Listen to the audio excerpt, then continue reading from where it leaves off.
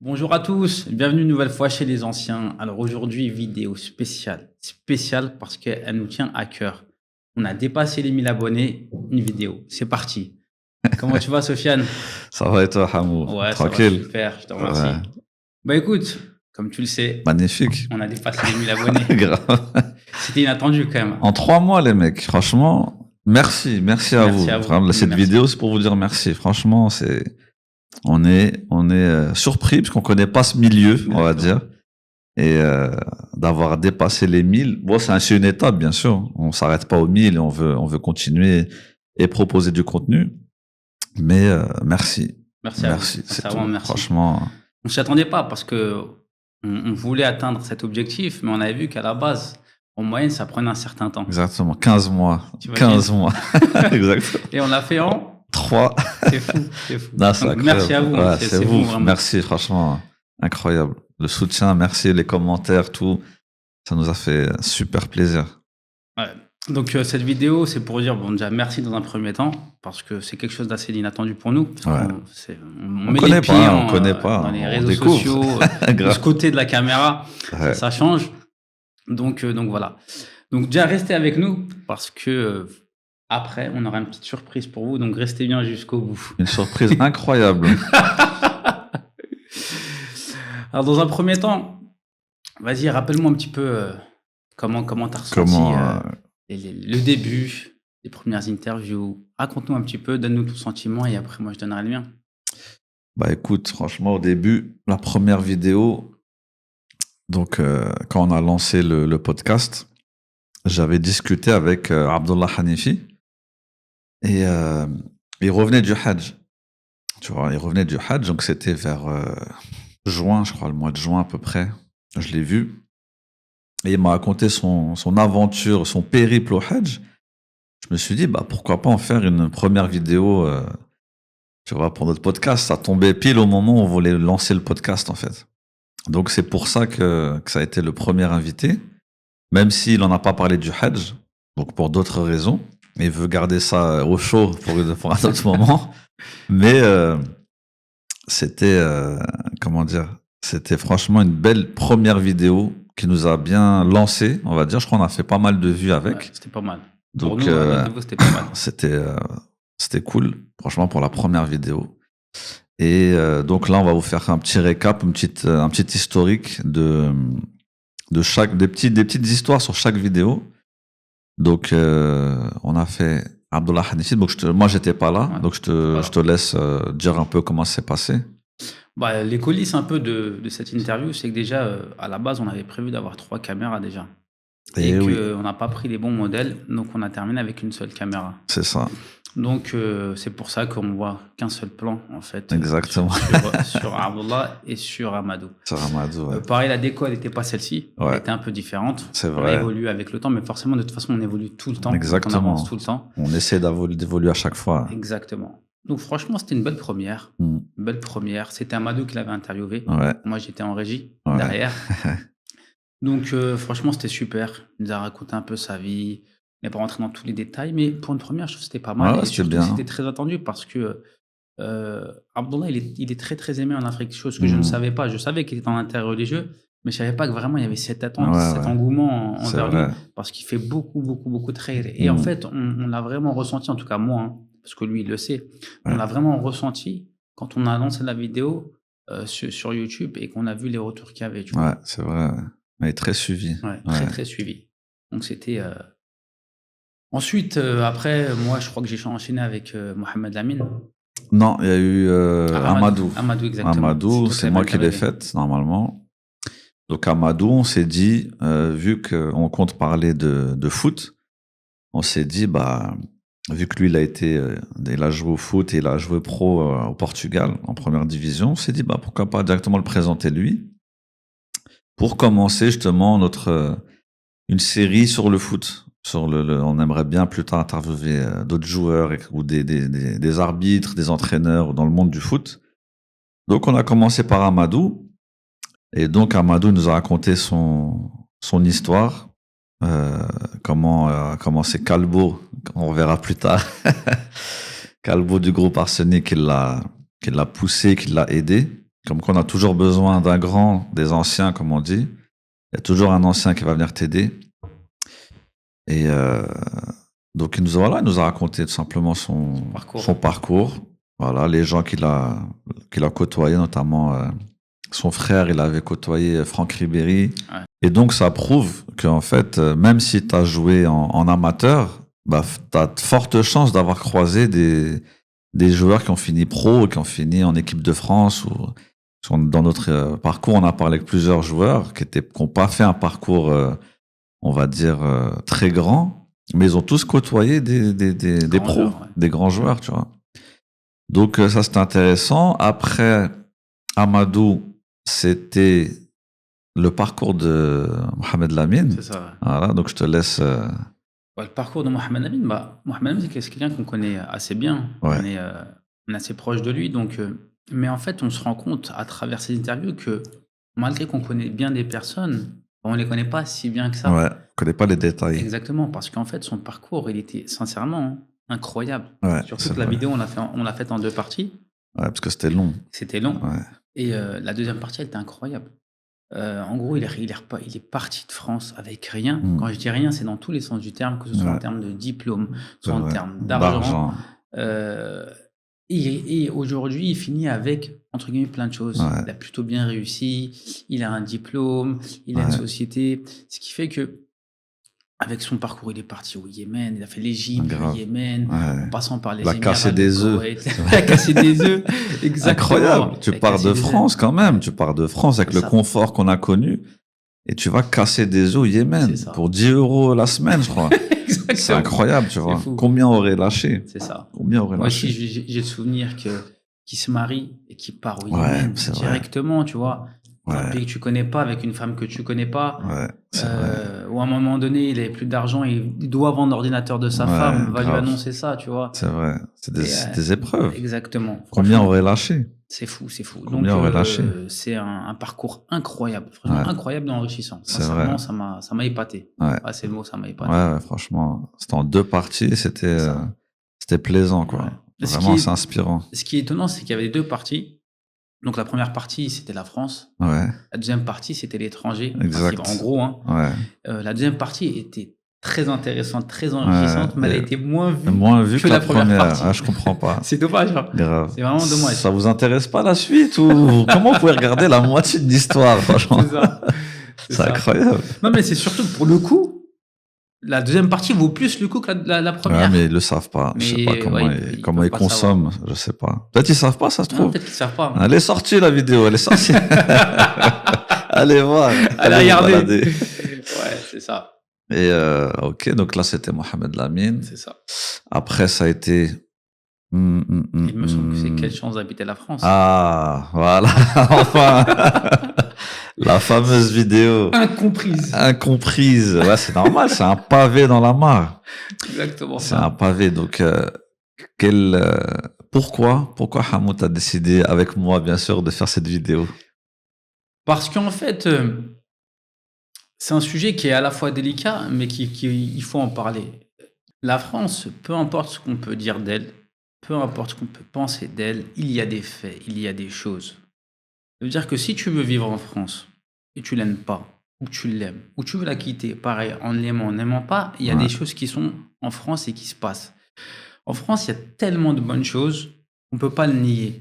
Et nous, on a remarqué que sur Internet, personne n'en parlait de ça. C'est vrai. Tout le monde taille la France, que ce soit en termes de politique, ceux qui la quittent, pourquoi ils la quittent, parce qu'ils ne l'aiment pas. C'est vrai. Mais quand tu es en France, ce qui t'a construit, c'est le fait que tu as vécu en France. Ce qui t'a permis de partir. Exactement. Pour ceux qui sont partis, c'est ce qu'ils ont, on va dire, soit ce qu'ils ont eu comme diplôme, ou ce qu'ils ont vécu, peu importe, ce qui fait qu'ils n'ont pu partir. Et leur passeport. Et leur passeport. Aussi, par exemple, on en parlera.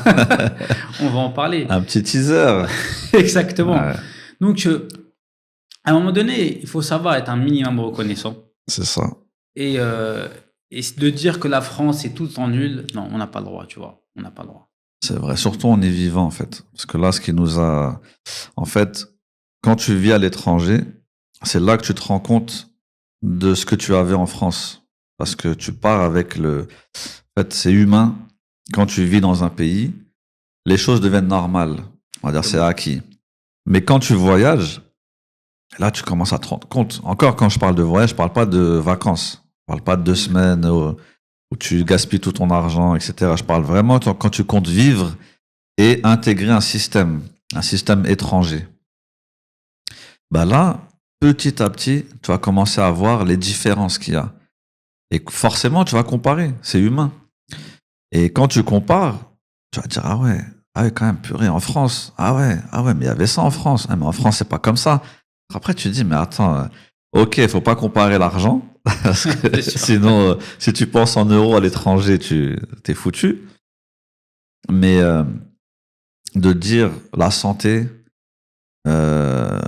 l'ordre, on va dire l'ordre, la propreté, l'organisation, l'administration, les infrastructures, les loisirs, la scolarité, c'est pour ça qu'on en a parlé, parce que c'est une des bases de l'éducation d'un enfant. C'est ça.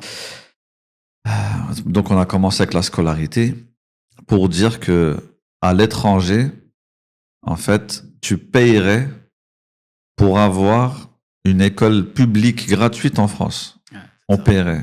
On paierait parce que franchement, le système français, il est qualitatif. Même si oui, on est d'accord que ça s'est dégradé, il n'y a pas de souci sur ça. Mais malgré, c'est ça le message, malgré que ça s'est dégradé, ça reste mieux que plein de pays. En fait, on se rend pas compte. La majorité même, ça reste mieux. Même s'il y a mieux, on est d'accord, on ne dit pas que c'est les meilleurs. Mais gratuit, c'est ça la notion. Ça. Si vous êtes prêt à aller, je sais pas, en Angleterre ou aux États-Unis, payer je sais pas combien pour des universités, des milliers de dollars, vous endetter, etc. Allez-y, si vous pensez que vous êtes capable, tu vois. Mais en attendant, en France, vous pouvez faire ça gratuitement. Donc c'est une chance vraiment énorme qu'on a voulu mettre en avant. Exactement ça. Donc, la scolarité. Donc c'est une série. On va en faire d'autres. Et donc on a commencé avec la scolarité et ensuite on a parlé de la formation. Voilà, je te laisse expliquer. Bah, la formation, en fait, on s'est rendu compte à travers ce qui se passe en France qu'il y a une chance incroyable de se former gratuitement. Ouais. Mais on paye des impôts, c'est nos taxes. Que tu payes tes impôts ou pas. Tu les payeras partout. Tu les payeras quoi qu'il arrive, que tu fasses ta formation ou pas. Exactement. Donc, à travers ça, on s'est rendu compte qu'en France, tu peux te former soit avant de rentrer dans le monde du travail ou en étant dans le monde du travail. Ouais. Tout ça en étant rémunéré. Ouais, c'est incroyable. Mais en fait, c'est ça qu'il faut se rendre compte. Ça veut dire que on peut tailler la France. Taillez la France. Faites ce que vous voulez. Il n'y a pas de problème. Maintenant, si vous voulez vous former dans un autre pays que la France, généralement, vous allez douiller. Exactement. Ah, tout est payant. Tout est payant. Tout est payant. J'ai jamais vu, aujourd'hui, on a fait quelques pays, j'ai jamais vu quelqu'un qui me dit on est en train de me former et on me paye en même temps. Grave. Deuxième chose, je suis formé, on est en train de me former et c'est gratuit. Déjà. Ni l'un, ni l'autre. Exactement. Donc à un moment donné, il faut se rendre compte qu'on peut être formé gratuitement et qualitativement. Exactement. C'est ça qui est fou. C'est que les diplômes sont reconnus, c'est de l'enseignement de qualité.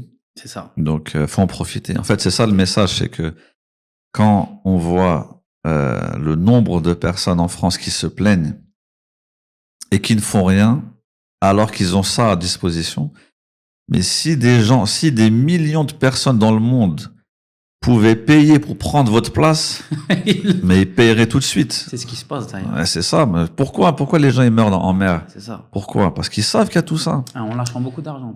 C'est exactement. Combien ils payent à peu près? Je sais pas, mais c'est plus de 10 000 euros. Ouais, c'est des sommes. Ils payent les passeurs plus de 10 000 euros pour prendre le risque de mourir en mer. Ouais. Donc, faut se poser des questions à un moment. Faut arrêter. En fait, ce qui est condamnable, c'est l'ingratitude. Ça veut dire que quand on a la chance d'être dans un pays comme la France, avec tous les moyens qu'on a, en fait, sortir de là avec rien, ça, c'est un échec. Exactement. C'est un échec qui est de votre faute, en fait. C'est de votre faute. C'est vous, avec peut-être vos barrières mentales ou votre plainte excessive, qui fait que vous ne profitez pas de tout ça. Donc, la formation, c'était la suite logique à la scolarité, puisque si vous avez eu une mauvaise scolarité, bah, vous faites même un travail pénible, l'usine ou n'importe, et bah, de là, vous avez quand même la chance qu'on vous paye la formation pour changer de métier, changer de vie, et en plus, vous gardez votre salaire. C'est ça qui est fou. En fait, c'est ça le message. Ça veut dire que, encore une fois, je radote, on peut tailler la France. Ouais, comme tous les pays. Généralement, ceux qui quittent la France, ils la taillent parce qu'ils la quittent pour une raison. Mais néanmoins, on s'est construit en France. C'est ça. En fait, la France... En fait, ce qui est fou, en fait, c'est que je me rends compte en vivant à l'étranger, c'est qu'à l'étranger, quand tu es issu d'une famille pauvre, ça va être compliqué de s'en sortir. Ça va être très dur. Tu vas rester généralement pauvre. Exact. Ça arrive que, voilà, ça change, mais généralement, c'est très grave. En tout cas, dans les pays du tiers-monde. Par contre, en France, tu peux grandir dans le fin fond du 93 ou du 92, dans une cité qui fait que de dealer, où les gens n'y arrivent pas. Tu peux finir président d'une société. Ouais. Tu peux m'expliquer tu ça. peux gérer une société, tu peux... Tu peux. Et c'est l'exemple qu'on connaît. Ouais, bien sûr. C'est pas comme si, il y en a un. Non, il y en a. Ou même des diplômes, des très hauts diplômés. On en connaît. Que ce soit sans ou avec diplôme. Il y en a qui réussissent sans diplôme et il y en a qui réussissent avec diplôme. C'est ça, tu peux réussir. Exactement. Tu peux réussir. T'as toutes les armes pour réussir. C'est ça. Donc voilà pourquoi et on va continuer cette série. C'est ça. On va continuer. Ouais. Donc après, quelle chance d'habiter la France sur la formation. Tu as fait une vidéo avec Mohamed Lamine sur des conseils sur comment ouvrir une société, comment la tenir, la gérer, etc. Tu peux nous raconter un peu? C'est ça en fait. C'est aussi un peu une suite de quelle chance d'habiter la France. Dans le sens où Mohamed Lamine a donné des conseils pour entrer dans un business. Donc ce qui est bien encore en France, c'est que généralement, quand tu taffes, surtout si tu habites chez tes parents, tu peux mettre de l'argent de côté. Ouais. Tu peux facilement arriver à 10 000 € de côté si tu es chez tes parents, etc. Et il a donné des conseils pour investir, comment investir et surtout avec qui investir. Ouais. Et surtout ça, les conseils qu'il avait donnés. Et c'était hyper intéressant parce qu'encore une fois, on peut être rien en termes de diplôme, mais on peut avancer et faire des choses. Ouais, c'est ça, dans le business. Exactement. Ouais. Et donc après, justement, je crois que par la suite, ça a été la vidéo avec Youssef. Exactement. Normalement, c'est ça. C'est avec Youssef. Dans la continuité de tout ça. C'est ça. Dans la continuité, en fait, de montrer les chances qu'on a d'être en France, c'est le PVT. Donc c'est le permis vacances-travail. Donc en fait, quand on voyage de base, on est touriste. Donc, on n'a pas le droit de travailler. Et donc, avec ce permis vacances-travail, il y a une liste de pays, d'accord, où on peut aller avec son passeport, évidemment français, parce que malheureusement, il y aura plein d'autres pays où on ne pourra pas. Et avec ça, vous avez la chance, par exemple, d'aller en Australie. Donc là, Youssef, il en a parlé dedans. D'aller au Japon, aux États-Unis, au Mexique, en Islande. En fait, il y a une longue liste comme ça de pays qui permet en fait de voyager, de découvrir un pays, puis changer d'air ou n'importe, et en même temps travailler, qui permet de rester là-bas sans utiliser ses économies. Et ça, c'est une chance magnifique parce que ça te permet de donner des opportunités que tu n'aurais pas en temps normal. À partir du moment, soit tu vas mettre de côté. Et donc, il faut vraiment que ce soit un projet. Tu mets de côté, tu économises, tu pars avec de l'argent. Une fois là-bas, il faut que tu te débrouilles pour utiliser ton argent à bon escient pour la location, pour tout ça, si tu veux t'installer. Mais imagine, à la fin, tu vois que ça ne te plaît pas. Tu auras perdu tout cet argent. Exactement. Alors que là, avec le PVT, tu peux vivre, travailler, puis si ça te plaît pas, au moins tu as travaillé là-bas, tu as gagné ton argent, tu rentres chez toi et tu as fait une expérience magnifique. Magnifique, avec le passeport. Français, French passport, grave. Non, parce que avec d'autres, c'est pas possible. Ouais. C'est pas possible. Donc, voilà. Quand on voit, par exemple, souvent on parle aux binationaux. Ouais. C'est-à-dire ceux qui sont franco-algériens, marocains, tunisiens, maliens, sénégalais, africains, etc., qui critiquent la France. Si on vous disait demain, lâchez votre passeport français, vous allez voir tout de suite la différence. C'est ça. Tout de suite, vous allez voir la différence. Les opportunités que vous avez de voyager où vous voyagez, parce que maintenant, en plus, ça voyage beaucoup. Ça va en Thaïlande, ça va à Dubaï, ça va je ne sais où. Faites avec votre passeport. Voyez si avec votre passeport, vous pouvez y aller. Tu vois, voilà, c'est juste une chance énorme d'avoir ce passeport français. On en parlera dans d'autres podcasts. Après avoir la vidéo suivante, c'est Francis, mais on parlait, mais juste on parle d'Hichem pour continuer. Ouais, sur le business. Sur le business, ouais. Donc Hichem, c'est un ami. Et en fait, ça fait des années, je le connais. Et je sais que voilà, il faisait partie des gérants de la Maktaba Al-Beina, de la librairie islamique à Argenteuil, Al-Beina. Et je sais que c'est un commerçant parce que depuis quelques années, il a une parfume, c'est une marque pas que de parfumerie, de cosmétiques, on va dire, dont de parfums qui s'appelle Note 33. Et je me suis dit, vu qu'il a déjà 2 business, je sais qu'il en avait ouvert d'autres et je sais qu'il voyage, etc. Je me suis dit, mais ça, c'est un exemple parfait pour montrer encore une fois une solution pour ceux qui sont en France de s'en sortir. Ça veut dire que tu fais pas d'études, pas de formation, etc. Ok, tu prends juste de l'argent et tu as du courage et tu es un vaillant, voyage, va voir ce que tu peux acheter à l'étranger, que tu peux revendre ici, et tu avances, et son parcours, franchement, était intéressant. J'aurais bien ton avis en tant que spectateur, étranger, on va dire, à ce podcast. Comment tu l'as trouvé? En fait, c'est pareil, c'est impressionnant, en fait. C'est impressionnant parce que on ne se rend pas compte qu'une personne elle peut faire autant de choses, entre guillemets. Ouais, c'est ça. Tu te dis, parce que toi, tu vois ta vie, tu vois ce que tu as fait. Des fois, tu te rends pas compte aussi de ce que tu as fait. Mais quand quelqu'un parle de sa vie et tu vois qu'il a fait ça, et ça. Et en même temps, ça. Tu te dis, attends, qu'il a eu des galères. Perdu du temps. Et qu'il a rebondi. C'est ça, exactement. C'est ça, tu vois, qu'il était au fond du gouffre. Exactement. Et je me souviens qu'il disait qu'à un moment donné, il vendait des petits parfums à 50 balles. Il allait jusqu'à Nanterre à 23 heures. Juste pour faire son petit 50 €. Ouais, parce qu'il avait une dette de, je crois, 120 ou 130 000 euros. C'est ça. C'est incroyable. Et la dette n'est pas de sa faute en plus. En plus, exactement. Donc en fait, c'est impressionnant. C'est impressionnant aussi parce que il a fait un nombre de pays où aussi son tempérament, tu vois, le fait de commercer, d'errer, d'arpenter les rues, de chercher des nouveaux business, de regarder. C'est ça. Tu vois, moi, c'est pas mon tempérament, mais ça donne des idées. Ouais, c'est ça donne des idées, tu vois. Il a la fibre commerciale, en fait, le business. C'est ça. Franchement, c'était impressionnant en tant que spectateur, tu vois, de ça. Franchement, ça donne des idées. Ça qui est bien, en fait. C'est que à chaque fois que tu interviews quelqu'un, ça te donne des idées. Exactement. Ça t'ouvre l'esprit. Exactement, c'est ça. Tu vois le vécu des gens, tu te dis, waouh, pendant que moi je dormais. J'ai une question à te poser. Toi, tu le connaissais, mais j'imagine tu le connaissais pas dans tous ses détails. Non. Pendant que tu l'interviewais, qu'est-ce que tu en pensais? Ouais, comme toi, en fait. J'étais, moi, le premier spectateur, donc pendant le podcast. J'étais le premier spectateur j'étais le premier spectateur, en fait, de c'est comment on dit? Attends.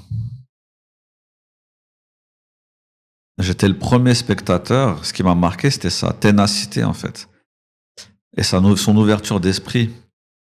Ça veut dire que, par exemple, en fait, toujours faire des rencontres, tu sais pas sur quoi ça peut déboucher. Ce qui m'a marqué, en fait, c'est sa ténacité, tu vois. Sa ténacité, son ouverture d'esprit. Il part à la rencontre des gens, il découvre, il a pas peur. En fait, c'est ça, quand tu vois comment nous, on a grandi en France, je pense un peu partout, mais surtout en France, on est un peu dans une zone de confort et on a peur de l'extérieur. Donc, partir à Dubaï, en Thaïlande, en Chine, se balader comme ça, puis aller chercher, tu dis, mais faut cette fibre, tu vois. Faut cette fibre, et c'est un exemple. C'est un exemple, ça veut dire, si tu ne réussis pas dans l'école, avec des diplômes, avec des formations, tu peux faire des business. Et ça, encore une fois, c'est le passeport français qui te permet de le faire. Exactement. Passeport français, tu ne penses pas à un visa, tu n'es pas en train de te dire, est-ce que je peux... Tu te dis, je prends mon billet, ce soir, je pars, dans 1 heure, dans 2 heures, tu vois ce que je veux dire? Ça, c'est une chance, elle est incroyable. C'est vrai. Donc, je vais te laisser parler de Francis parce que c'est ton proche, ton mentor. Je vais te laisser en parler, raconter un peu ce podcast. Exactement. Bon, moi, je l'ai vécu en tant que spectateur. Ouais. J'étais pas là. Mais bon, en fait, c'était quelqu'un, d'une part, qui me tenait à cœur. Ouais. Vraiment, c'est quelqu'un, j'ai une très, très, très grande estime. C'est quelqu'un qui a compté, qui compte beaucoup, beaucoup dans ma vie. Et en dehors de ça, parce que c'était pas ça qui compte, c'était vraiment qu'il avait une vie incroyable. Je l'ai connu dans le monde de l'arbitrage. J'étais arbitre, on en parlera aussi en d'autres podcasts. Ouais. Et vraiment, par sa cause, j'ai pris beaucoup, beaucoup en maturité. Et en fait, il m'a pris sous son aile. Et en fait, et lui, à ce moment-là, c'était une des têtes de l'arbitrage dans le 92. Ok, ouais. Et en fait, son parcours de vie dans l'arbitrage, que ce soit en tant qu'arbitre ou en tant que personne qui représente l'arbitrage dans les commissions, eh ben, il avait plein de choses à raconter. Il a été arbitre, il a été représentant des arbitres au comité directeur du district des Hauts-de-Seine, donc c'est quelque chose d'énorme. Il a été président d'une commission de discipline, donc ça veut dire qu'en fait, il connaît tout ce qui se passe dans le football. Et avant ça, il a été entraîneur, il a été joueur, donc il connaît vraiment les coulisses. Donc il connaît l'intérieur de l'arbitrage, il connaît l'intérieur du foot en tant qu'entraîneur, joueur, etc. Et il connaît les coulisses de tout ce qui est disciplinaire. Donc vraiment, il a une panoplie qui est large, qui est énorme. Et en plus, un grand homme. Tu vois, vraiment un grand homme qui a des vraies valeurs, des vrais principes. Les anciens. Vraiment. Et c'est pour ça que je voulais qu'on l'invite et qu'il parle de tout ça. Franchement, c'était bien. J'ai bien aimé. Moi, je l'ai rencontré au podcast. Là, tu sens l'homme carré, tu vois. Et puis, comment il raconte, quand tu vois, il perd son père trop tôt. Comment il est dans le sport très tôt. Il a fait toute sa vie dans le sport, en fait. Et les valeurs qu'il avait, comme par exemple, pas de gros mots dans les entraînements, etc. Donc, il voyait plus loin, en fait, parce qu'il se disait, si t'as passé une sale journée, t'arrives à l'entraînement, il y en a un qui t'insulte comme ça, tu vois, ça peut aller loin, en fait. Donc, c'est vrai que toutes ces valeurs-là, on avait envie de les transmettre à la génération d'aujourd'hui, parce qu'aujourd'hui, on voit, par exemple, là, sur le cas des gros mots, on voit que c'est devenu n'importe quoi par rapport à nous. Déjà, juste nous, quand on était petits, dans les années 90, tu pouvais pas insulter la mère de quelqu'un, même pour rigoler. C'était pas possible. Si tu l'insultes, c'est bagarre, direct. C'est bagarre, c'est pas possible. Et aujourd'hui, ça s'insulte plus que ça parle bien. Tu vois? C'est incroyable. Donc arrêtez les jeunes. S'il vous plaît, arrêtez. Non. Les vieilles campagnes de pub, là. Non. Donc stop à la vulgarité. Stop. On dit non. Les anciens disent non. Donc voilà. Donc après Francis, ça a été voilà. Ça a été qui? Ça a été celui qui nous a fait dépasser les 1000. Incroyable, ouais, quasiment, grave, incroyable. Donc je vais raconter parce que j'étais en fait à l'initiative de ce podcast. C'est en fait Farid Punk, donc ancien punk, ancien skin, et un très grand homme avec des valeurs. Je le croisais en fait, ça faisait des années qu'on le connaît. On le voyait à la salle de prière à Colombes. Et en fait, c'était des légendes autour de lui. En fait, il y avait des légendes. Ouais, il a le sida, mais on sait pas si c'est vrai apparemment. On connaît après les on-dit, tu vois. Et donc, moi, je savais ça. Ensuite, je suis tombé sur un reportage qui a été tourné dans les années 90 sur lui. Je crois que c'était vers 93 ou 95, où en fait, dedans, on le voit, on voit avec son médecin, on le voit parler de ses traitements, parle de son suivi médical, avec ses amis, sa façon de penser, sa façon de voir la vie. Et je me suis dit, pourquoi pas lui demander de faire avec nous, en fait, tu vois. Et donc, je l'ai contacté, et il m'a dit, ouais, pas de souci. Donc, on est parti se voir dans un café d'abord. Je suis allé le voir. On a pris un café, et puis là, on a fait comme un petit briefing, on va dire, de moi, ce que je veux, c'est parler vraiment de ta vie, ton parcours. Donc, il m'a raconté son parcours on va dire, en abrégé. Mais ce qui m'avait marqué dans cette rencontre, c'est quand il m'a parlé de normalement c'était son grand-père ou le mari de sa grand-mère à Biskra, donc en Algérie, quand il était petit, tu vois, qui lui avait appris la Fatiha et la Shahada. Donc quand il était petit. Et que peut-être 20 ans après, en fait, quand il décide de rentrer dans l'islam, parce que pour lui c'est un converti, eh bien, les paroles reviennent tout de suite. Ça m'avait choqué. Je me suis dit ça, faut que t'en parles dans le podcast. Tu vois. Donc, le jour du podcast, il m'a donné rendez-vous chez lui. Donc, j'y suis allé et je l'ai trouvé en bas. Déjà qu'il m'attendait. C'est pas, il m'attend chez lui, tu vois, j'interphone, ouais, c'est où? Il m'attendait en bas, tu vois. Comme ça, je me perds pas. D'ailleurs, je me souviens, c'était impossible de se garer. Je me suis garé à l'arrache, tu vois. Et alhamdoulilah, j'ai pas eu d'amende. Et donc, on est monté. Voilà, franchement, petit appartement mignon, tout propre, tout est carré, tout est plié, tout est, tu vois, vraiment, franchement, il m'a fait plaisir. Et on s'est mis dans la cuisine. Et moi, je me suis dit, je vais pas lui dire non, tu vois, je me suis dit, on se met où tu veux, tu vois. Donc, j'ai installé les caméras, voilà, j'ai installé tout. Il m'a fait un café, donc, quand j'avais bu avant. On en a bu un café avant, et ensuite, on a rebu un café pendant, tu vois. Mais, à un moment, donc, on discutait, et j'étais en plein dedans, parce qu'en fait, j'étais dans vraiment, ce qui m'a marqué, moi, perso, comme je te le disais, c'est quand tu vois, quand il raconte, la découverte du décès de sa mère, Ouais. rahimahullah, tu vois. En fait, ce qui m'a marqué, si vous regardez dans la vidéo, c'est que quand il décrit la scène, donc la scène, c'est quoi? C'est il rentre de l'école et il voit un mot en gros, sur le hall, quoi.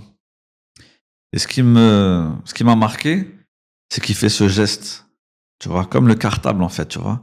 En fait, c'est comme si tu vois un monsieur devant toi qui a plus de 60 ans, 61, je crois, mais c'est comme si tu revoyais l'enfant devant toi. Il revit la scène, quoi. Il revit la scène, en fait. C'est comme si tu sais que ça, là, tu vois, c'est comme si tu attrapes comment on dit, ton cartable, en fait. Ton cartable, et tu revois la scène, il lève la tête, montrant qu'en fait, il était petit. Tu vois, c'est comme si vraiment tout de suite, tu as revécu la scène. Ça m'avait touché. Parce que tu te dis, perds ta mère à 9 ans, et en plus, on ne se soucie pas de ta tristesse ou de ton, voilà, comme aujourd'hui, on voit qu'aujourd'hui, ça aurait été psychologue, ça aurait été un suivi, ça aurait été, et là, non. Là, t'es abandonné à toi-même. Plus après, son père, il se remarie vite. Donc, c'est comprend pas, tu vois. Et ça m'avait marqué, tu vois. Et ensuite, ce qui nous avait marqué aussi tous les deux, c'est le nombre de vues. Pourquoi? Parce qu'au début, je me rappelle, on l'a sorti donc le vendredi soir à 18h, c'est ça, 18h. Et à 22h, je me rappelle, à 22h ou 22h30, il y avait 28 vues. Il y avait 28 vues, tu vois. Et là, on s'est dit, bon, c'est pas grave, de toute façon, c'est pas grave, il fera pas beaucoup de vues, bah, c'est pas grave, tu vois. Et on s'est dit, voilà, au moins on l'a fait, on a fait honneur, voilà, on l'a interviewé, voilà, il fait partie du podcast des anciens. On y tenait, voilà, à raconter sa vie. Et surprise, donc le lendemain, donc le samedi, je crois que ça s'est accéléré, 500 vues, très vite 1000 vues, etc. Jusqu'à aujourd'hui, on a dépassé les 40 000. C'est la vidéo la plus vue du podcast. 40 000, alors que la deuxième, je crois, c'est Kamel Chouaref, on va en parler, c'est 8 000 et quelques. 9 000, elle a dépassé. 9 000, bah voilà, bien, tu vois. Magnifique. Donc, on est très fiers. Et surtout, quand tu vois les commentaires. C'est ça. Je te laisse la parole pour les commentaires, parce que c'est magnifique. Bah, avant de rentrer dans les commentaires, moi, je vais te dire comment je l'ai vécu. Ouais. Moi, je me souviens, je l'ai vu avant qu'elle sorte. Et j'ai été ému. Parce qu'en fait, c'est quelqu'un qui est plein de valeurs. Sa vie, elle est incroyable. Il perd sa mère à 9 ans. Il part dans un délire, malheureusement, où voilà, il prend des substances qu'il ne faut pas prendre. Ouais. Il se rend compte qu'il a le sida. Ouais. Donc, il faut se rendre compte que à cette époque-là, le sida, c'est pas aujourd'hui. Ça veut dire que les gens en mouraient. Ouais. Donc, il s'est dit qu'il allait mourir. Ensuite, il meurt pas. Mais il se dit aussi que c'est fini la vie de famille. Il peut pas avoir une vie normale comme tout le monde. Ouais. Et moi, je me souviens, le jour même, je me suis dit, quand on a posté la vidéo, je me suis dit, malheureusement, je pense pas qu'elle fasse des vues. Mais c'est une vidéo qui normalement doit faire un max de vues parce que cette histoire, elle est incroyable. Ouais, et j'ai même dit, il faut qu'on en fasse soit un livre ou un film. Exactement. Voilà. Ouais. Donc voilà. Après, les commentaires, bah, il y avait un peu de tout. Mais surtout des commentaires touchants. Non, c'était positif et touchant. Non, quand j'ai un peu de tout, c'est que ça parlait du monde skin, voilà. punk. Sur des choses qu'on aurait mal dit, ou bref. Mais la plupart des gens ont été touchés par Farid. Mais de toute façon, exactement. ça ne peut pas être autrement que ça. C'est ça. Ouais. Sinon, c'est que tu n'as pas de cœur. Exactement. Ouais, non, c'est vrai. Donc, mais même ce que j'ai aimé aussi, c'est qu'en fait, tu découvres un autre monde qui n'est pas le tien. Ouais. Via les commentaires, tu vis autre chose. Tu vois des gens qui n'ont rien à voir avec toi. Et je trouve ça enrichissant. C'est ça. C'est un monde inconnu. Inconnu. Pour nous, en tout cas, cas, c'est squats, tout ça, on connaît rien. Le monde skin, le monde punk. On connaît absolument rien, tu vois. On a des légendes aussi. C'est qu'on a l'impression, à l'époque, qu'on avait l'impression que c'était même pas des humains. Ouais, exactement. C'est ça. Pour les skins, c'était des mecs qui étaient racistes et qui tapaient tout le monde. Des robots, voilà, qui massacrent tous les Arabes, etc. Donc tu t'es dit un skin arabe, un skin algérien. Chelou. C'est ça, tu vois. C'est ça. Après, entre les anciens qui ont connu Farid, que ce soit à Colombes, ou à Paris, tu vois. Et aussi, tu te rends compte que Farid, malgré qu'il tapait, il était rempli de valeurs. Exactement. Rempli de valeurs. Mais vraiment un vrai ancien tel qu'on les aime. Exactement, c'est ça. Voilà. C'était pas un injuste ou quoi. Donc, franchement, c'est peut-être pour ça qu'il en est sorti. Et aussi, ce qui m'avait marqué, c'est quand je lui ai demandé comment il a arrêté donc la drogue. Et donc, quand il a arrêté ces substances, je lui ai demandé les symptômes. Et les symptômes, c'était des douleurs physiques indescriptibles. Et forcément, toi, tu te dis quoi? Tu te dis, t'as des médicaments, en fait, pour t'aider. Et lui, il a refusé les médicaments. Il a dit, je me suis mis dedans, j'assume. Tu vois. Et ça, c'est une valeur qu'on aime, tu vois. Ça veut dire, ok, t'as fait tes bêtises, assume maintenant. Ne cherche pas, tu vois. Et ça, franchement, c'était touchant. C'était très touchant, tu vois. Donc après Farid, ça a été Kamel Chouaref, voilà. Donc Kamel Chouaref, comment ça s'est passé? Donc c'est un ami qu'on a en commun qui m'a parlé de lui. Donc il m'a dit voilà, j'ai lui je vais lui en parler. Je dis ok. Et moi je tapais sur Google, je vois il a une fiche Wikipédia déjà. Je vois qu'il a des petites vidéos, des interviews, donc je regarde et tout, je vois, ok, palmarès, coach privé de certaines stars, etc. Et tout, je dis, c'est pas mal, franchement. Donc après, il me donne rendez-vous. Franchement, je lui ai envoyé un message. Il m'appelle, je crois, dans la foulée. On parle. Je lui explique le projet. Il me dit, ok, demain à 17h.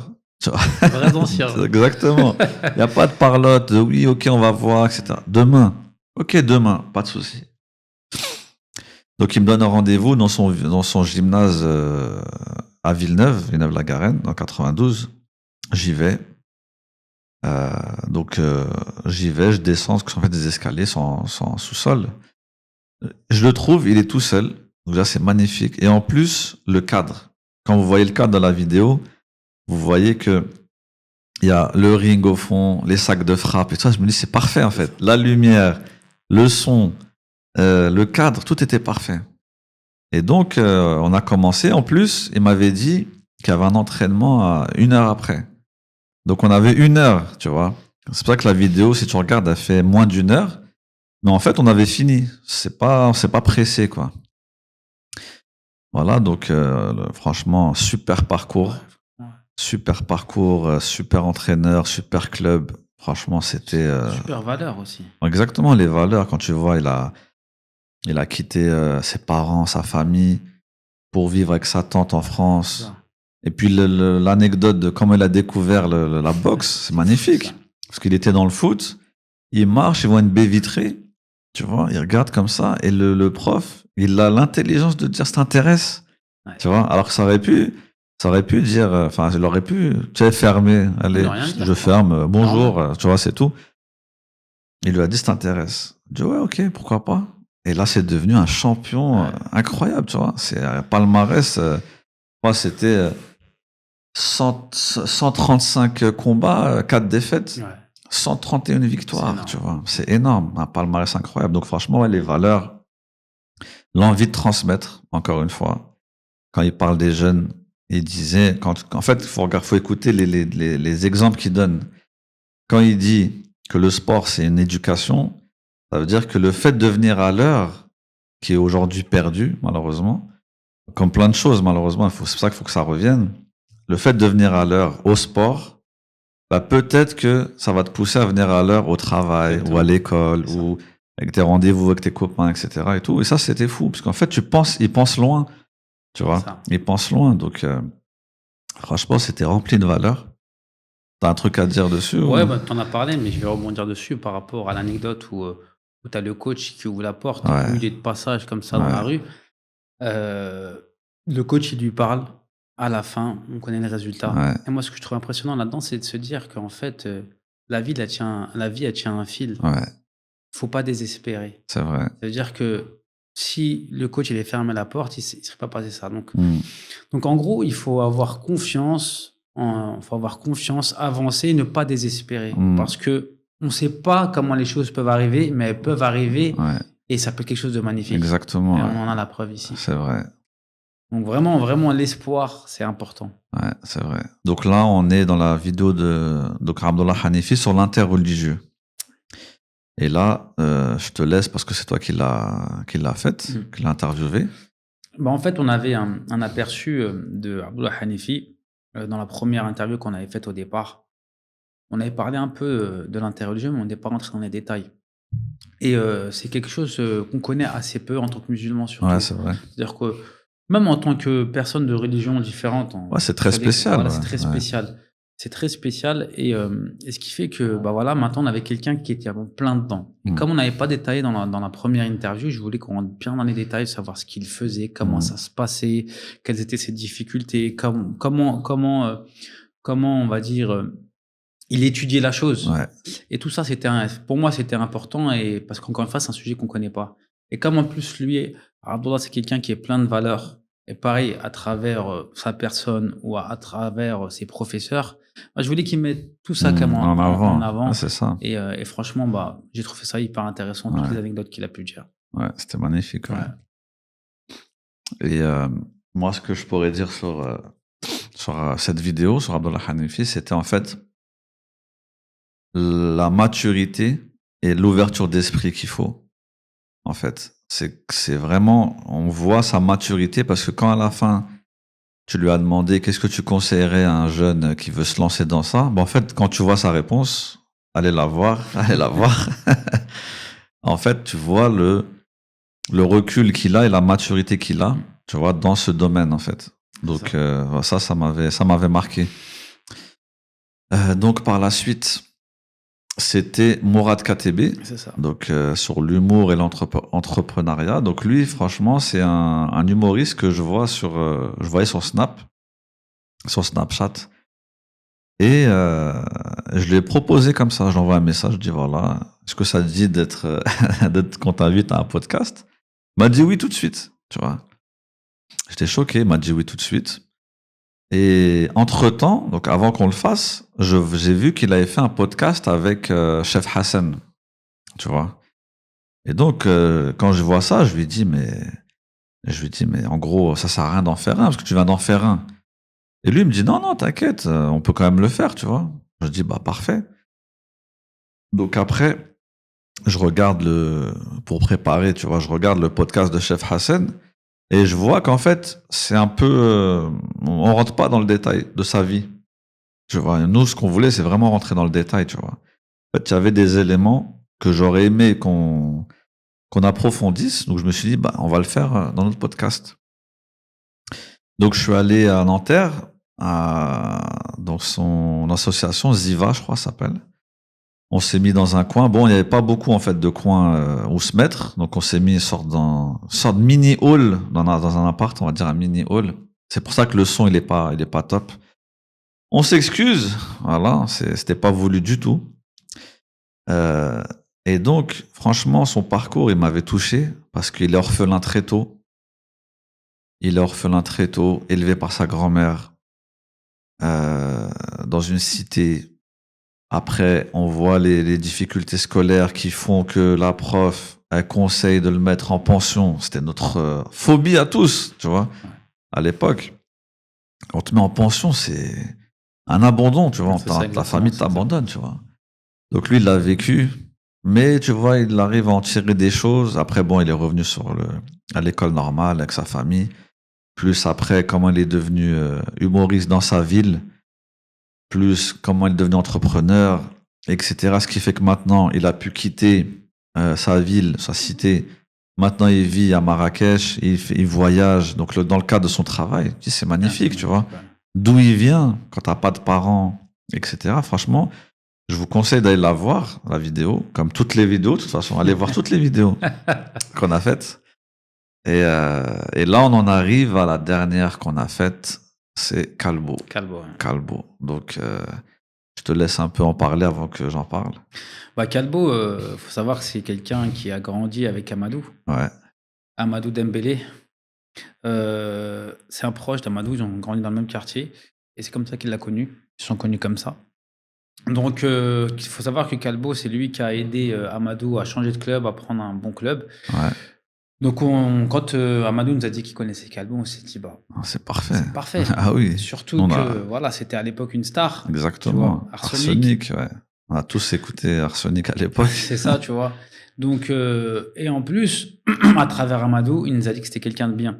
Forcément bien. Ça. Et pour nous, c'est un ancien. Exactement. C'est pas quelqu'un de notre génération, c'est quelqu'un de la génération d'avant. C'est ça. En plus, il a aidé pas mal de gens, que ce soit Amadou et d'autres dans le quartier, avec plein de valeurs. Donc, on s'est dit, ça colle. En avant. C'est pas on a pris quelqu'un qui était célèbre, on l'a pris au podcast. Non, c'est vraiment toujours la base. C'est quelqu'un de valeur. On arrive et on le met devant la caméra. Exactement. Ouais. Et toi, tu étais là-bas, comment tu l'as vécu? Ouais, donc moi j'y étais. Donc, on se donne rendez-vous C'était à côté de Villers-le-Bel, c'était à côté de leur ville. Écouen, je sais pas comment on dit. Dans le 95. En fait, on va chez un collègue à Amadou, que je devais interviewer aussi, mais par manque de temps, on l'a pas fait. C'est avec Sotraba, donc on en parlera plus tard. Et on arrive comme ça, franchement, au début, avant le podcast, ils avaient commandé des pizzas. C'était parti chercher des pizzas. Donc, on est parti se poser chez lui directement, chez le copain Amadou. Et moi, j'étais à côté de Kalbo. Et donc, en fait, j'ai l'impression qu'il connaissait Amadou. Je sais pas s'il connaissait l'autre, mais moi, en tout cas, c'est sûr qu'il me connaissait pas, tu vois. Mais, en fait, il m'a fait sentir comme si je faisais partie du groupe et comme si on se connaissait depuis longtemps. Vrai ancien. Tu vois, ouais, tu vois. C'était ça. Il rigolait avec moi, on parlait de foot. On disait, ouais... Je me rappelle, c'était quoi? C'était sors-nous deux sportifs, père et fils, genre qu'on cartonnait, tu vois. Et après, je crois, je lui avais dit, j'avais réussi à trouver. Bon, on avait dit les Schmeichel, donc là, tout ça et tout, père et fils. Tu vois, bon Zidane, non.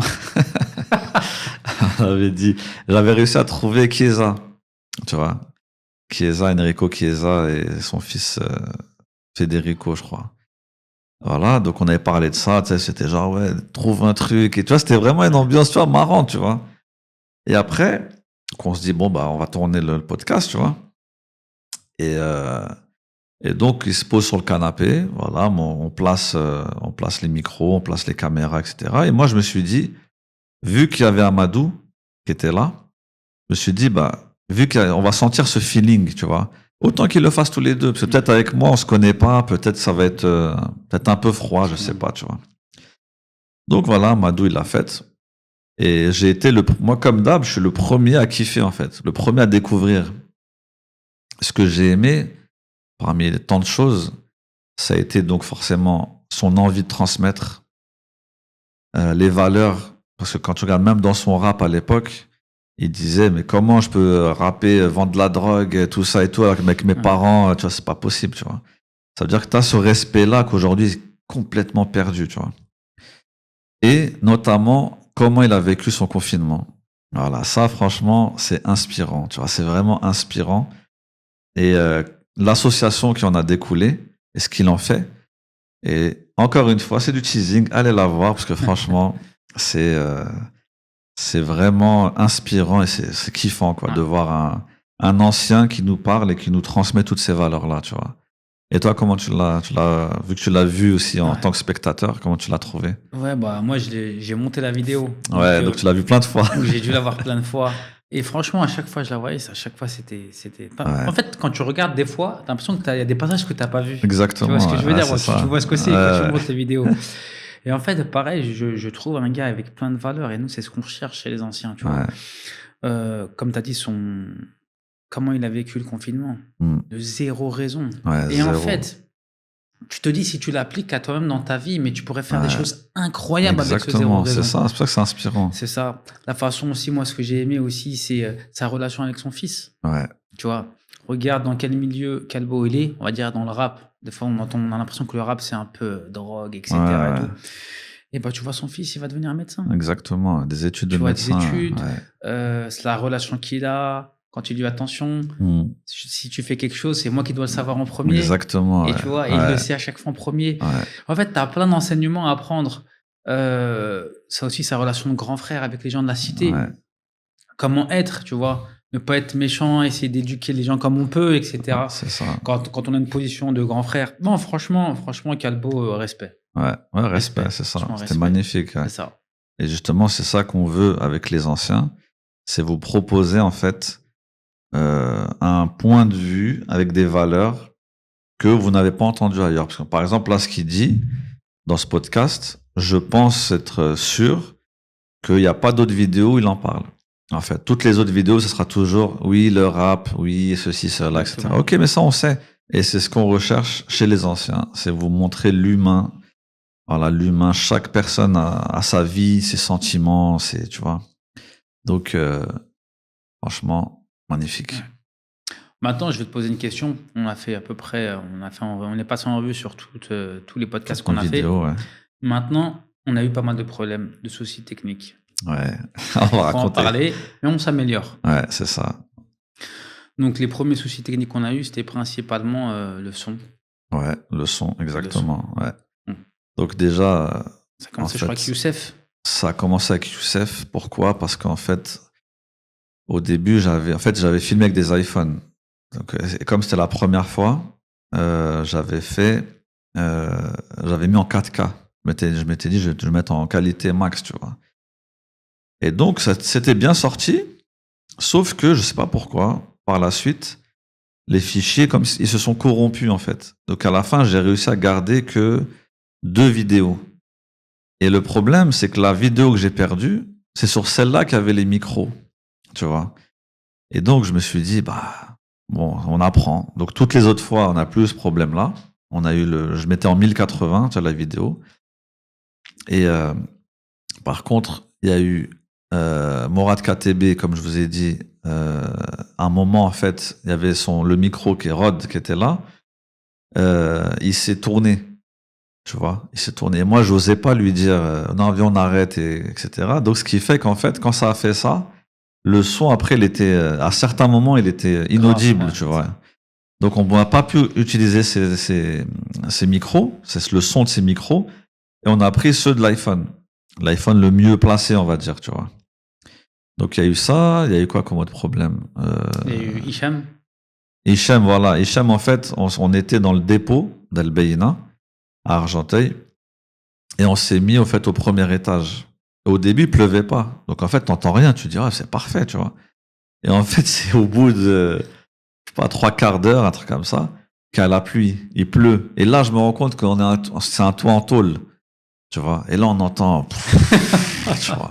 Et je me dis, ça y est, je peux pas couper là et dire, on recommence une autre fois, etc. Je me dis, tant pis, tu vois. Tant pis, tu vois. Donc, désolé pour ça. C'est encore une fois, ça c'est l'expérience. Maintenant, on fera attention au toit, aux conditions, tu vois. Il y a eu ça. Et il y a eu aussi Calbo, mais on a réussi à gérer le problème. Calbo, voilà. En fait, vous captez pas, tant mieux. Mais en fait, à la base, il y avait le micro Rode.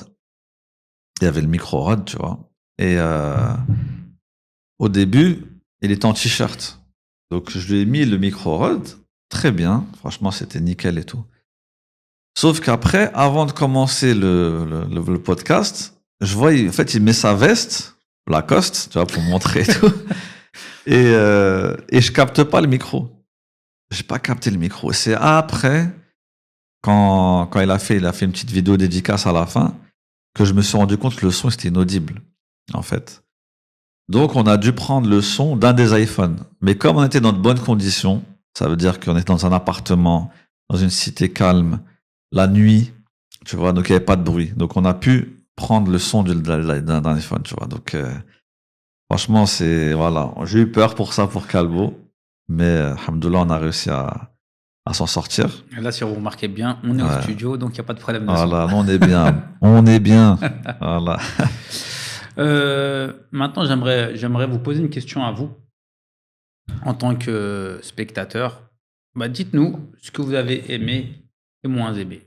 Ouais, voilà, comment on peut s'améliorer. En termes des conseils. Sur le son, on le sait, mais vous pouvez toujours en parler. Ouais. Et n'hésitez pas à nous conseiller.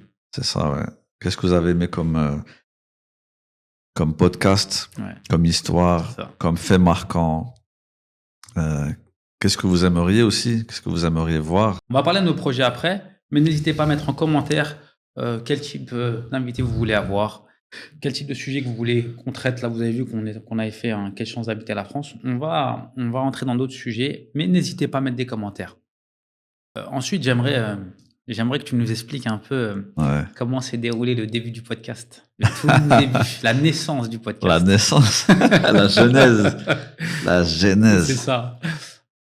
Comment ça s'est... Alors, déjà, à la base, en fait, avec Hamou, en fait, on voulait, voilà, à force de prendre de l'âge, hein. On vieillit, les mecs. Hein. Ça va, j'ai pas de cheveux blancs, ça va. Si, moi, j'en ai un petit peu là. Non, mais pas moi, ça, c'est toi. Ah ouais. Et donc, on voulait, en fait, quand on voit ce qu'il y a sur Internet aujourd'hui, on voulait apporter notre pierre, en fait, à l'édifice, aider les jeunes, les conseiller, et puis apporter des valeurs aussi, parce que franchement, aujourd'hui, on court tous après l'argent, mais vraiment pour de vrai, ce n'est pas le plus important, l'argent. C'est l'humain, c'est vous, c'est votre, comment dire, votre caractère, votre personnalité, vos sentiments, c'est ça le plus important. Parce que l'argent, en soi, c'est un moyen, ce n'est pas une fin. Et quand on voit aujourd'hui le phénomène des influenceurs, par exemple, le phénomène des influenceurs, en gros, c'est ça, parce que c'est vraiment ce qui tue aujourd'hui. Les jeunes, ils voient qu'un influenceur ou une influenceuse, soi-disant influenceur, il gagne 10 000, 20 000, 30 000 par jour. Tu vois, par exemple, je donne un exemple de Nasdaq, qui est connu. Nasdaq sur Snapchat, à un moment, il a une vidéo où il raconte que en une journée, il a réussi à faire 80 000 $. Et en fait, c'est quoi l'exemple pour les jeunes? C'est quoi l'exemple? C'est quoi? C'est faites n'importe quoi, filmez-vous, faire n'importe quoi, mais du moment que vous avez de l'argent, c'est bon. Non, vous ne serez pas heureux. Sachez-le. Le bonheur ne s'achète pas. Le bonheur, c'est ce qu'il y a en vous.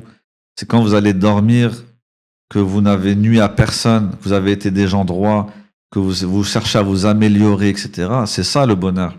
C'est ça d'être heureux. Et de chercher l'argent à tout prix, parce que l'argent, tu peux le chercher, y a pas de souci, mais fais-le bien, avec le travail, avec la seule voie qui te permet un épanouissement. Toutes ces choses-là, c'est que du faux. C'est que du faux. Quand on voit aujourd'hui des vidéos d'influenceurs qui sont à Dubaï, et ils te montrent les villas, ils te montrent, tu vois, tout ça, c'est du mensonge. Ils vous montrent des choses, et vous croyez que ça leur appartient, que ils sont tout le temps en jet privé, etc. Et quand on compare avec nos vies, on va se dire, mais on est nul, tu vois. Notre vie, elle est misérable, tu vois. Ouais. En fait, non. Et nous, ce qu'on veut, c'est les valeurs de respect. Donc, respect de soi, d'abord, et respect des autres. Donc, dans ce cas-là, si tu veux juste l'argent, donc, vends ta dignité, parce qu'en général, c'est ça qui se passe. Ta dignité, tu la vends. Ton honneur, et ça, tu pourras pas vivre heureux. Ça aura des conséquences très, très graves que ces gens-là ne vous montrent pas. Tu vois. Quand on voit là, par exemple, si vous faites une petite recherche, vous allez voir que les influenceurs, il y en a plein là qui sont ruinés. Tu vois. Comment c'est possible? Ils vous ont montré des jets, des sacs à je sais pas combien, des villas, des voitures et tout. Ils sont ruinés. Donc, faut vraiment chercher à savoir c'est quoi la vie. Et nous, c'est ce qu'on veut. Donc, c'est ça qu'on a voulu faire. On savait pas comment. Et donc, je vais te laisser la suite pour vraiment la création du podcast. Comment ça s'est fait? Alors, pour la création du podcast, on va dire que, comme tu l'as dit, on avait l'idée, mais on ne savait pas comment. Après, en gros, un jour, on s'est retrouvé avec Amadou en train de regarder un match de foot. Et puis, à travers le foot, on a vu que la médiocrité. Parce qu'on voyait le foot tel qu'il était avant, on le voit aujourd'hui. Pour nous, je dis bien pour nous, le foot a changé en mal. Il est moins qualitatif. Et franchement, c'est devenu presque nul. Ouais, c'est pitoyable. Ouais. Donc, en fait, ce qui se passe, c'est qu'en fait, c'est nul. Pourquoi? C'est parce qu'en fait, les valeurs de la société ont changé. C'est ça, exact. Avant, les joueurs de foot, ils jouaient par passion. Ça veut dire qu'ils jouaient, ils étaient heureux, ils en faisaient leur métier. Donc, ils étaient contents. Aujourd'hui, non. Aujourd'hui, on voit même, c'est les parents qui veulent que leurs enfants alors deviennent... qu'avant, c'était le contraire. Avant, c'était le contraire. Ouais, quand on allait à l'entraînement, avant, il n'y avait ni parents, ni personne. Rien du tout. et on se déchirait, et on ne pensait pas à l'argent. Ouais, c'est ça. Je pense qu'on voulait plus la gloire que l'argent. Ouais, même jouer à haut niveau, en fait. Côtoyer la gloire de jouer à un niveau de ouf, pas pour l'argent. C'est ça. L'argent, on sait que ça allait venir, mais c'était pas la première chose. Même pas. Tu voulais gagner la Coupe du Monde avec l'Algérie. Exactement. Tu dis, t'avais des rêves. C'était pas d'avoir de se remplir des poches. Exactement. C'est ça. Et quand on voit aujourd'hui que t'as des parents, ils sont sur les terrains, dans un club archi claqué, qui crie comme je sais pas quoi, comme un putois, en pensant que son fils, parce qu'il a marqué en moins de 13, en 5e division district, 4 buts, il va devenir un joueur professionnel. Il faut s'arrêter. Quand bien même il est au plus haut niveau. Non, c'est pas comme ça. C'est pas comme ça qu'on voit le football, c'est pas comme ça qu'on voit la vie. Et non, en fait, on veut faire changer les choses. On veut que toutes les choses soient bien faites. C'est ça, exactement. Mettre des valeurs dans tout. Voilà. Et que, comme tu disais juste avant, que l'argent soit un moyen et pas un but en soi. Il nous faut de l'argent. Il faut aller chercher l'argent, mais pas n'importe comment. C'est ça, pas n'importe comment, exactement. Tu veux jouer au foot, tu veux être un grand joueur, pense à devenir un grand joueur, pense pas à t'en mettre plein les poches. C'est ça. Donc, on en avait discuté et tout. Avec Amadou, on regardait, il parlait de foot sur le plateau, on n'était pas trop d'accord. C'était médiocre. Et puis Amadou, langue de bois fois 1000. Exactement. Et comme, en plus, Amadou, c'est un ancien pro, il était plutôt d'accord avec ce qu'on disait, on s'est dit, mais on devrait en parler, en fait. On devrait faire. On a fait un débrief, en fait. On a fait un débrief. Donc, et puis après, comme on parlait pas que de foot, on parlait de plein de choses, on s'est dit non, à un moment donné, il faut qu'on en parle. Ça allait avec la première idée de faire quelque chose. On s'est dit, bien, venez, on fait un podcast. Le podcast qui va s'appeler Les Anciens. Exactement. Ça s'est enchaîné. Et c'est comme ça que ça a commencé. Une fois que ça a commencé, on en a parlé une fois. Après un deuxième match de foot, on a parlé, on s'est dit non, là, ça y est, on va le faire. Grave. On va le faire. Faut le faire. Donc, quand on est parti, on a un local qu'on a depuis quelques temps. On s'est dit, on va le décorer. Ouais, c'est ça. On est parti choisir le papier peint, le parquet. On a acheté tout ce qu'il fallait, donc la table, les micros, les caméras, etc. Les projecteurs, le néon. Ce beau néon-là, il est beau. Exactement. Les cadres. Parce qu'au début, vous avez vu que... Il n'y en avait pas. Au début, on n'avait pas d'affiche. On vous mettra quelques photos pour vous montrer comment c'était au début, comment c'était les travaux. On vous montrera. Et voilà comment c'est né. C'est né. Après, on a commencé avec Abdullah Hanifi pour le premier podcast. Et, et là, on en est à Calbo. Exactement. Et là, cette vidéo qui va sortir en vendredi soir. Sofiane, on a parlé de quelque chose au début. Ouais. La surprise. La surprise. La surprise. J'ai dit que c'était incroyable même. T'as dit que c'était incroyable. Ouais, c'est vrai. Allez, pour les 1000 abonnés, comme on a dépassé les 1000 abonnés, vas-y, je te laisse la parole. Oui, Hamou. Pour maintenant, on va faire un petit jeu. Bon, c'est mignon. Voilà, c'est mignon. Vous allez commenter « Je suis un ancien » dans cette vidéo. Et vous allez mettre, voilà, un petit fait ou quelque chose que vous avez aimé dans une de nos vidéos précédentes. Ensuite, jeudi prochain, donc jeudi après l'apparition de cette vidéo, on va tirer au sort une personne qui va gagner une tasse personnalisée des anciens. Incroyable. Je vous ai dit que c'était incroyable. Vous n'y avez pas cru. Bah, c'est possible. Regardez comment tout est bon dedans. Je suis heureux de boire dans une tasse de podcast des anciens. Merci à des anciens podcasts pour la tasse. Merci des anciens. Merci les anciens. Merci les anciens. Merci les anciens.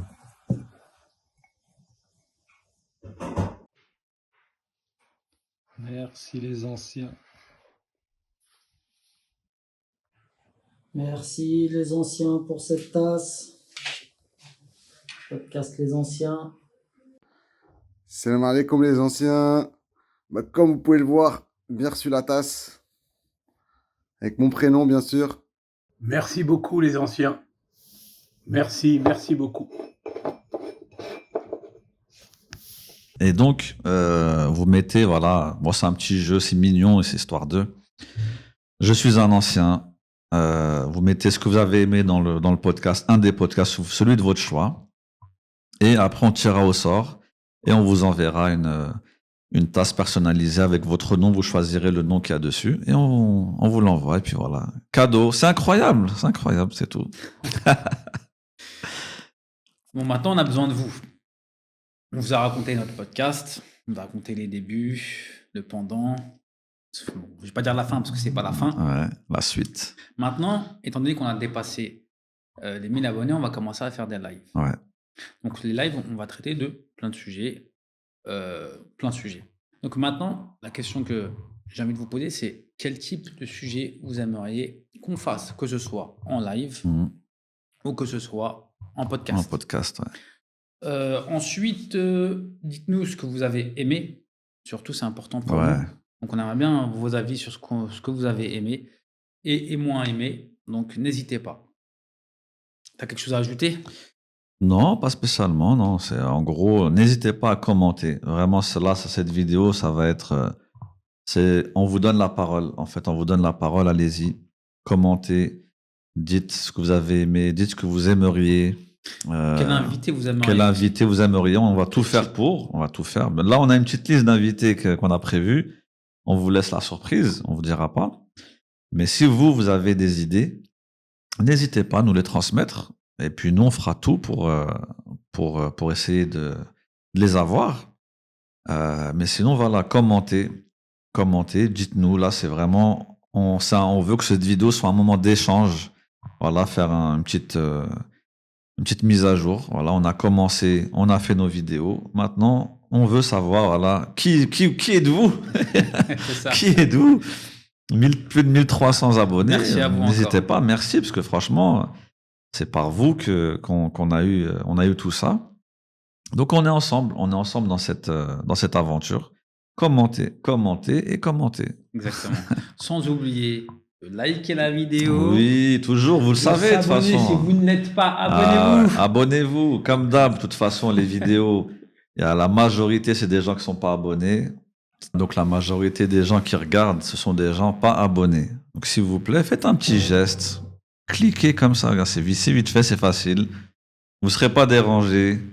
On a une vidéo par semaine. Donc, bon, on va faire plus, j'espère, mais... Voilà, un petit abonnement, ça nous motive, ça nous pousse et puis... Ça nous aide, sincèrement, ça nous aide, ouais, voilà. Donc, franchement, merci de toute façon, quoi qu'il arrive, même si vous vous abonnez pas, merci. Vous regardez, vous commentez, vous likez. Pour nous, voilà, pour tout le travail qu'on fait, voilà, ça nous suffit, c'est gratifiant en fait. Voilà, donc franchement, c'est magnifique, quoi. Donc, Et si vous voulez votre tasse, regardez comme moi. Je sais que vous êtes jaloux. Elle est où? Elle est là. Voilà. Je sais que vous êtes jaloux, mais vous pouvez le faire vous aussi. En tout cas, merci à vous. Même si Sofiane vous dit que vous ne vous abonnez pas tous, on reste quand même, pour nous, ça reste un exploit d'avoir plus de 1000 abonnés en l'espace de 3 mois. C'est quand même énorme. Donc, merci à vous. Ça nous aide énormément. Donc, continuez comme ça. On va continuer à mettre du contenu de qualité. Ouais, magnifique. Tu voulais dire quelque chose? Oui, une petite dernière chose. Donc maintenant, on est sur Spotify, sur Deezer, sur Apple Podcast, une chaîne Telegram. Comme ça, on mettra les liens et les vidéos, les petits shorts qu'on met. Et bientôt, on va ouvrir un serveur Discord pour faire nos lives. Donc, on mettra tout en description de la vidéo. Merci Sofiane, je crois qu'on a tout dit. Merci Hamou, parfait. Hein. Écoute, surtout merci à vous encore une fois. Encore merci à vous, exactement. Franchement, magnifique. N'hésitez pas, c'est là que ça se passe en commentaire. Allez-y. À fond. À fond. À bientôt. Allez, les gars, salut. Salut.